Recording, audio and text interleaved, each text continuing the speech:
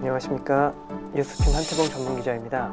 오늘은 애플 투자자 흔한 고민, 삼성전자사 애플사, 이런 주제로 한번 진행을 해보겠습니다. 삼성전자와 애플에서 한국인들의 선택은 어떤 걸까요? 개인 투자자가 삼성전자와 애플 순매수를 얼마나 했는지 살펴보면요, 2021년도에 삼성전자를 무려 31조 원을 매수를 합니다. 하지만 애플의 순매수 규모는 1조 원도 되지 않는 9,240억 원이었고요. 2022년에도 삼성전자를 16조 원 매수한 데 비해서 애플은 5,940억 원. 그리고 2023년에는 개인 투자자들이 삼성전자를 10조 이상 매도를 했습니다. 애플도 매도를 했는데 애플은 7,500억 원 이렇게 매도를 했어요. 결론적으로 2년 7개월간 순매수 금액 차이가 무려 48배 차이가 나고요. 애플은 2년 7개월간 7,600억 원밖에 매수를 안 한 데 비해서 삼성전자는 48배나 큰 36조 원을 폭풍 매수를 하게 됩니다. 그만큼 이제 애플을 외면을 한 거죠. 근데 한국인들의 삼성전자 사랑은 좀 유별난 면이 있습니다. 삼성전자의 주주수는 무려 638만 명인데요. 2위인 카카오의 207만 명과 비교를 해도 3배 이상 차이가 납니다. 이 이유가 있는데요. 2018년에 삼성전자가 50대 1이라는 액면 분할을 단행을 하게 됩니다. 그 뒤로 국민주로 등극을 하게 되는데요. 2019년 말만 하더라도 57만 명에 불과했고, 왜냐면 이제 그 심리적으로 액면가가 그 50배가 더 크게 되면은 한 주당 가격이 뭐 300만 원 뭐 이 정도 하기 때문에 그게 부담스러워서 주주수가 없다가 이게 이제 50분의 1로 줄어든 뒤에 2022년 말에는 638명이라는 어마어마한 보유를 하게 된 거죠. 11배가 증가를 했는데요. 이게 한국의 주식 투자자 중에 45%가 삼성전자를 보유하고 있다, 이렇게 볼 수 있습니다. 그렇다면 수익률 차이는 어떨까요? 삼성전자는 지난 2년 7개월간 수익률이 마이너스 14%, 하지만 애플은 플러스 50%.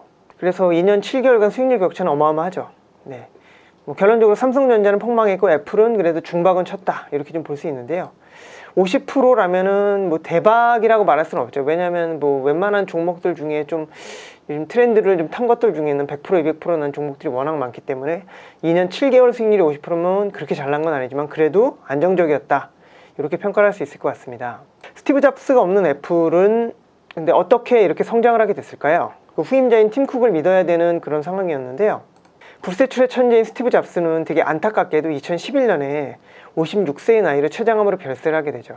스티브 잡스의 그 사임서한 일부를 보게 되면요, 애플 이사회와 애플 직원들께 나의 후임자로 팀 쿡 CEO를 애플의 새로운 CEO로 강력히 추천합니다.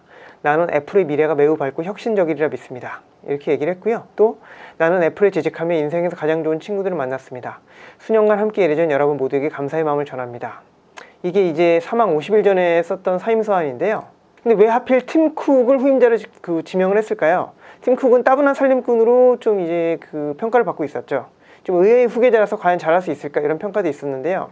사실 그래서 투자자들 중에는 12년 전에 스티브 잡스가 없는 애플은 이제 끝이다, 뭐 이런 평가를 하고서 애플 주식 판 사람도 많이 있었죠. 근데 애플은 그때 숨겨진 무기가 3개 있었는데요.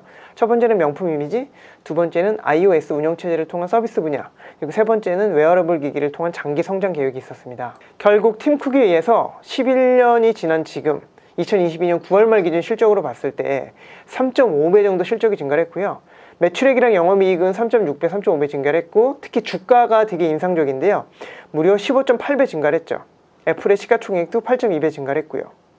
그래서 애플을 믿고 장기 투자한 사람들은 굉장히 이제 그에 대한 보상을 받은 그런 측면이 있습니다.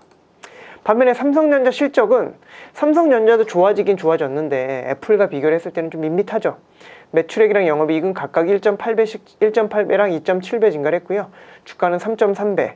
그래서 애플의 5분의 1 정도밖에 오르지 못했다. 그래서 장기 투자 관점에서는 삼성전자보다는 애플의 투자 수익률이 월등히 좋았다, 이렇게 판단할 수 있을 것 같습니다.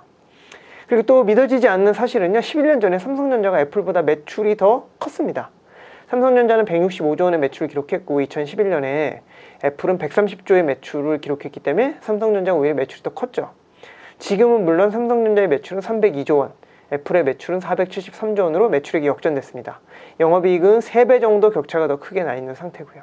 어쨌든 애플은요, 애플 한 종목의 시가총액이 3,600조 원이다 보니까 한국 상장되어 있는 모든 종목의 합산 시가총액이 2,453조보다도 1,000조 원 정도가 많습니다. 어마어마한 규모죠. 미국 IT 업종 시가총액 순위를 매겨봐도 애플이 압도적인 1위를 기록하고 있는데요. 애플과 마이크로소프트는 좀 자세히 봐야 될 게 영업이익이 100조 원을 넘었습니다. 애플이 143조 원, 마이크로소프트가 100조 원. 일단 영업이익 자체가 비교도 안 되게 굉장히 높다, 이렇게 좀 볼 수 있을 것 같고요. 그래서 뭐 15.8배 폭등했다, 이렇게 좀 정리할 수 있을 것 같습니다. 그렇다면 삼성전자의 경쟁력은 뭐가 있을까요?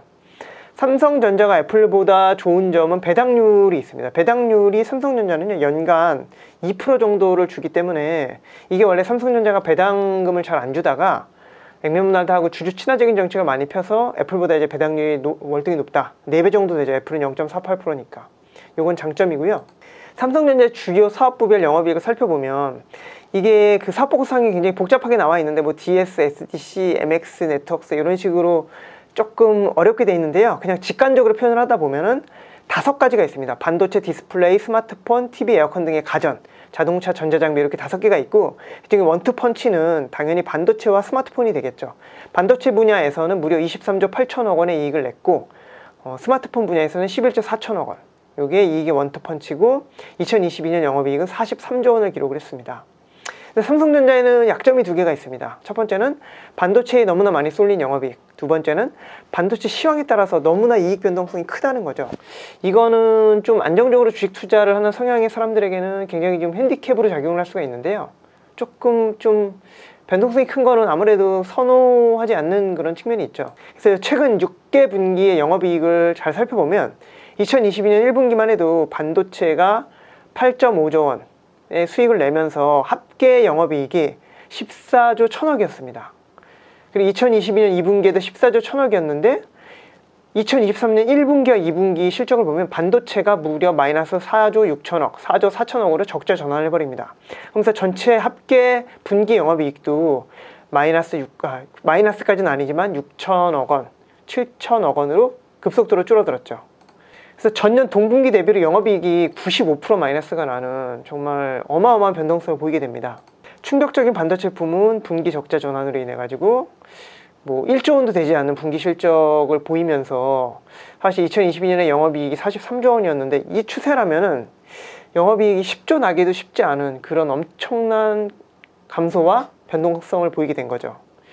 그럼 지금 시점에서는 과연 삼성전자, 애플 중에 뭐가 더 좋을까요? 삼성전자의 업황은 바닥을 확인한 것으로 보여집니다. 삼성전자 주가는 전통적으로 반도체 부문이 적자 반전한 이후에 반등을 시작했기 때문에 주가가 좀 선행하고, 삼성전자도 올해 들어서 실적은 되게 안 좋지만 이미 주가는 좀 일정 부분 반등을 하고 있죠. 그리고 삼성전자 주식의 또 다른 장점은요, 해외 주식과 달리 이 이익금에 대한 세금이 없죠. 반면에 애플은 양도 차익에 대해서 22%의 그 세금을 부과를 하기 때문에 세금 측면에서 삼성전자가 유리한 부분이 있습니다. 단기적으로는 업황이 바닥을 친 삼성전자가 좀 유리한 부분이 있을 것 같고요. 애플은 상반기에만 49% 급등했기 때문에 상대적으로 덜 오른 삼성전자가 좀 단기적으로 유리할 수 있다. 하지만 장기적으로는 당연히 애플이 좀 유리하지 않을까. 왜냐하면 애플은 강력한 해자를 가진 기업이고 압도적인 세계 1위 기업이기 때문에 모든 투자자들이 다 애플을 주목을 하고 있고, 수익의 변동성이 굉장히 적고 안정감이 있죠. 그래서 장기적으로는 삼성전자보다 애플이 좀 좋지 않을까, 이런 생각이 들고요. 결론적으로 어쨌든 결과론적이지만 최근 3년간의 수익률은 삼성전자 투자자가 압도적으로 많았지만 투자 수익률은 애플의 투자자가 압승을 한 그런 3년이었다. 이렇게 좀 정리할 수 있을 것 같습니다. 그래서 다음 시간에는 비싸도 팔리는 아이폰, 애플워치 덕에 주가 고공행진하는 애플, 이런 주제를 계속 진행을 해보도록 하겠습니다. 투자에 대한 최종 판단과 그 결과에 대한 책임은 투자자 본인에게 있습니다. 감사합니다.